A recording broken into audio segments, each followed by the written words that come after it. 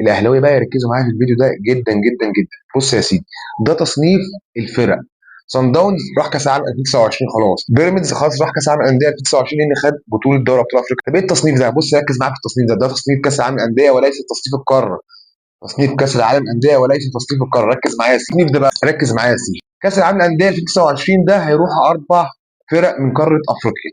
تمام، هياخدوا ابطال دوري ابطال 25 و26 و27 و28. احنا 27 اللي هي هتتلعب السنه الجايه ان شاء الله، اللي هي هتبتدي كمان 3 4 شهور، ده احنا مش فيه، احنا كونفدراليه اللي هيخش فيها بيراميدز والزمالك. طب ليه احنا كنا بنشجع صن داونز امبارح؟ عشان خاطر التصنيف ده.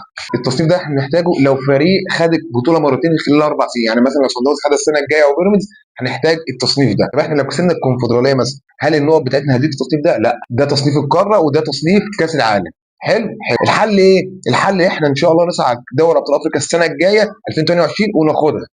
الا واذا، الا واذا الترجي والجيش الملكي السنه الجايه او السنه دي في دوري الابطال ما يعملوش مثلا دور قبل نهائي، ما يوصلوش دور قبل النهائي، ما يوصلوش مثلا للنهائي، لان نقاطهم هتزيد. كذلك نادي الهلال ما يعدكش. عشان انت حتى 2028 ان شاء الله لو صعدت دوري ابطال افريقيا وسبت مثلا النهائي وربنا كرم وصلت النهائي وخسرت، نقاطك برضه هتفرق معاك في الحته دي.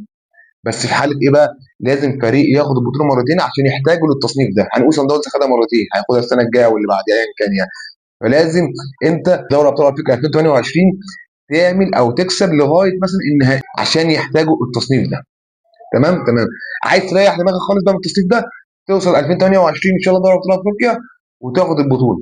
لو ما خدتش البطوله هنحتاج للتصنيف ده. وللعلم السنه الجايه الجيش الملكي احتمال يشارك، والترجي خلاص هيشارك.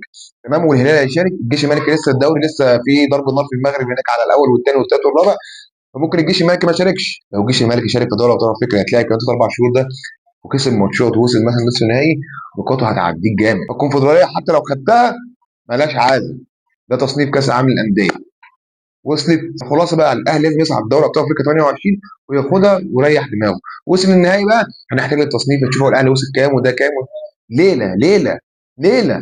عملنا في نفسنا كده ليله.